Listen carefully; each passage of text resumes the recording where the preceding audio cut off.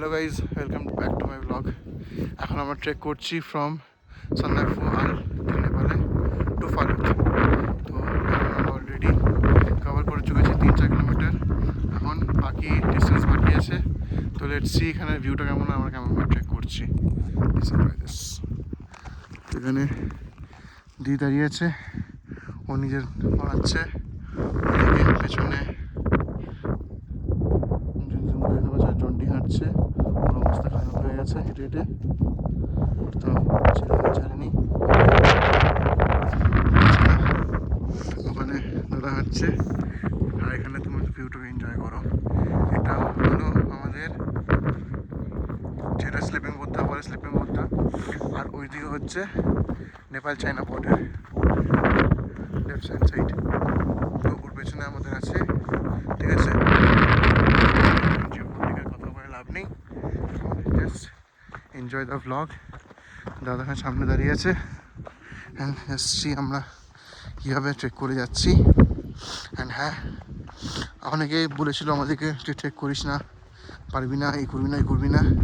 তো একটা জিনিস মনে রাখবো, জীবনে বাধা দেওয়ার মানুষ অনেক থাকবে, ঠিক আছে, but it's you who is going to lead this, ঠিক আছে। যেটা তুমি যে মনের প্রতি বিশ্বাস রাখো তুমি করতে পারবে, দেন কারোর দম নেই তোমাকে আটকানোতে, ঠিক আছে। আমি সবসময় এটাই বিশ্বাস রাখি।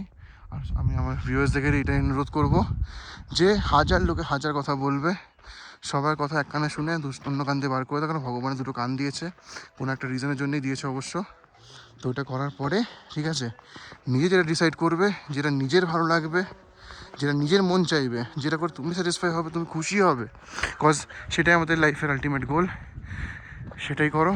তো এখন যখন তোমরা দেখতে পাচ্ছ যে আমরা অনেকটা কাঞ্চনজঙ্ঘার সামনে চলে আসছি, ঠিক আছে, বাট এটা তো জাস্ট এখন রাস্তা।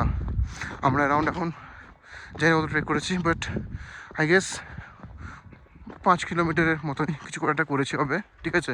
এক্স্যাক্ট নাম্বার বলতে পারছি না, কিছু ভুল টুল হলে মাফ করে দিও, বাট জাস্ট ভিউটাকে এনজয় করো। অসাধারণ ভিউ। এখন নিচে নামছি, ঠিক আছে। এরপরে আবার যখন আমরা একটু এগোবো, আবার একটা ব্লগ নিয়ে আসবো। ততক্ষণ bye bye, see you in the next blog.